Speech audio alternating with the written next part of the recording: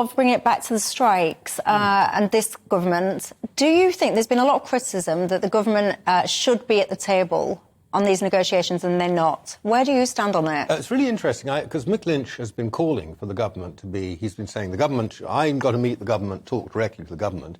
And then 2 minutes ago on the news, he was saying the government should keep out of it. So I don't even understand anymore what their position is. And the fact of the matter is, they should put the offer to their members in a ballot. And that's what they should be doing at the moment. And then we'd know what the members thought. But on this question, the fact is that there are two separate issues. The first is the government involved? Of course the government's involved, because they're the one who's actually paying for any settlement that ensues. And they're the ones who've told the railway companies what they can actually afford to pay.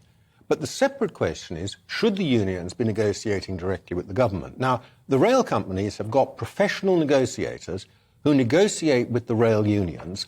And, of course, the rail unions, and this is true at TfL as well, one of the first things they want to do is to say, let's get round that. Let's see if we can get a better option by talking to somebody else and draw in the government generally, draw in the mayor, whoever it is, play them off against each other.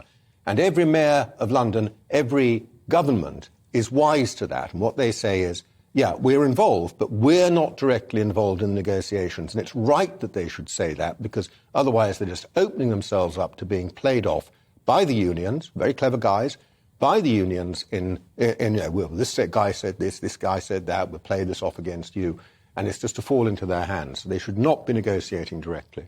Do you agree with that? No, I don't. I think that the British public are so disrupted by strike action, it's causing so many problems, they just don't really care about the detail of processes and procedures. They just want it sorted.